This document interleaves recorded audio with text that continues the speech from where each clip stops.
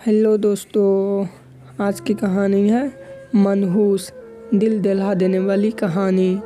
चलते हैं कहानी की ओर। हेतल कॉलेज कैंपस में बैठी थी। जब उसके क्लास पूरे हुए तो वह अपनी सहेली के साथ बातें कर रही थी। उसे रास्ते से जाते समय गायत्री दिखी। गायत्री को आवाज़ दी, गायत्री इधर आओ। हेतल की आवाज़ सुनते ही गायत्री हेतल के पास गई। दोनों बातें करने लगी। बातचीत के दौरान अचानक हेतल को याद आया कि उसने सुना है कि सुमन ने आत्महत्या कर ली है। इस बारे में गायत्री से जानना चाहा। सुमन, हेतल और गायत्री दोनों की यह बचपन की सहेली थी। गायत्री और सुमन दोनों एक दूसरे की पड़ोसी थी। हेतल दूसरे गांव में रहती थी। भले ही सुमन की 3 बार शादी की गई, लेकिन उसने आत्महत्या क्यों की? ऐसे सवाल हेतल के मन में आया। दरअसल वह अपनी प्यारी सहेली की आत्महत्या से बेहद दुखी थी। सुमन 9वीं कक्षा में थी, तभी उसकी पहली शादी हुई थी। सुमन देखने में बहुत ही सुंदर थी, होशियार और भविष्य के सपनों में लगने वाली लड़की थी। उसने अपने जीवन में कई सपनों को चंचलित किया था, पर घर के लोगों ने उसकी ज़बरदस्ती से शादी करवा दी। हेतल के पास इतने सारे सवाल थे कि वह नहीं जानती थी कि गायत्री से कैसे पूछें, लेकिन हर बात की सच्चाई जानना चाहती थी। और आखिर में गायत्री से पूछा कि सुमन ने आत्महत्या क्यों की। एक क्षण के लिए गायत्री चुप हो गई। जल्दी से उसके मुंह से शब्द नहीं निकल रहे थे। उसने गहरी सांस ली और बोलना शुरू किया। 3 साल पहले सुमन की शादी अबीर नाम के शख्स से हुई थी। वास्तव में उसकी बहुत अच्छी गृहस्थी चल रही थी। दोनों एक दूसरे से प्यार करने लगे थे। जब भी यह दोनों साथ में बाहर जाते तो सभी कपड़ इनसे जलते थे। अबीर और उसके परिवार के सभी सदस्य अच्छे स्वभाव के थे। जैसे उसने सपनों में जोड़ीदार सोचा था, वैसे ही उसे अपना पार्टनर मिला था। उसके घर की स्थिति मध्यम थी। अबीर का एक छोटा सा होता था, जिसमें उसे उसके सारे खर्चे बांट देने के बाद कुछ पैसे बच जाते थे।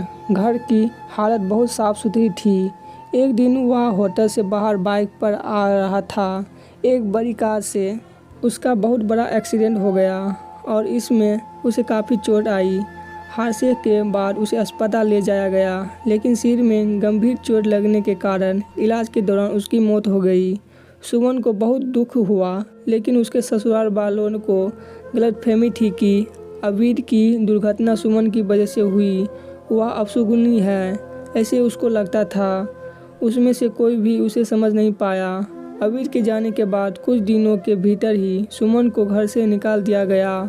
उसे घर से बाहर निकालने के बाद वह मायके गई और कुछ दिन मायके में ही रही।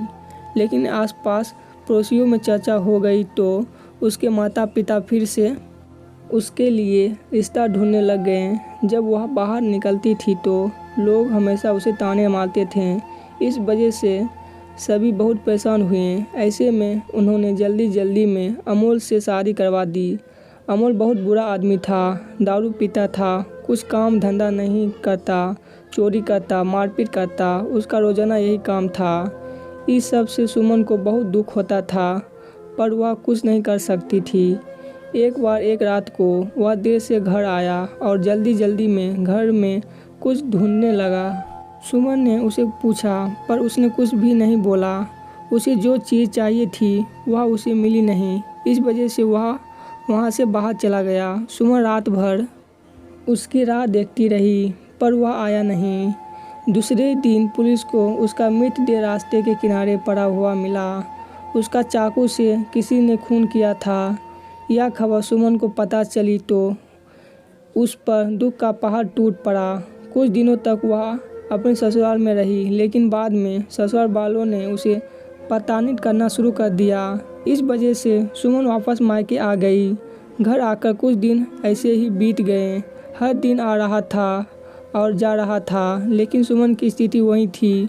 उसकी तरफ देखा नहीं जा रहा था। उसका परिवार उसकी स्थिति को सहन नहीं कर सके, इसलिए उन्होंने उसकी वापस शादी करने का फैसला किया। उसके लिए रिश्ता ढूंढने लगे।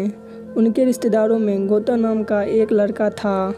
उसकी पहले से ही एक बार शादी हो चुकी थी और गौतम से सुमन की शादी करवा दी। सुमन बहुत खुश थी। शादी हुई और कुछ महीनों बाद उसे मालूम हुआ कि गौतम को कैंसर है, ब्लड कैंसर।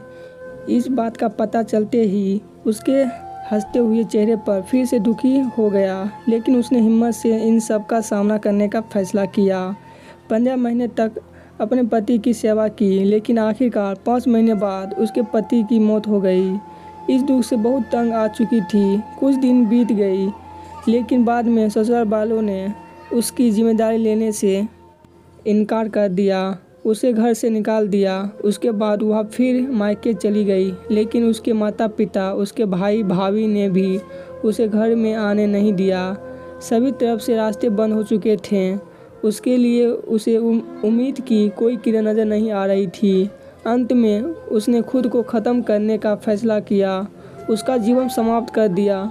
सुमन की यह कहानी सुनकर हेतल की आंखों आंसुओं से भरकर बह रही थी। पूरा दिन वह सुमन के बारे में सोचती रही। क्या इन तीनों घटनाओं में बेचारी सुमन का कोई भी दोस्त था? क्या उसके माँ बाप को सिर्फ उसकी शादी कर उसे हर बार किसी के पास भेज देना सही था? वे उसे अपने पैरों पर खड़ा करने की कोशिश भी कर सकते थे। सच कहो तो सुमन की जान उसकी बदनसीबी ने नहीं, उसके परिवार की, उसके आसपास के लोगों को छोटी सोच ले ली है। वो बेचारी मनहूस नहीं, बदनसीब थी, क्योंकि उसके आसपास ऐसे सोच रखने वाले लोग थे। आज की ये छोटी सी कहानी यहीं पर ख़त्म होती है। धन्यवाद।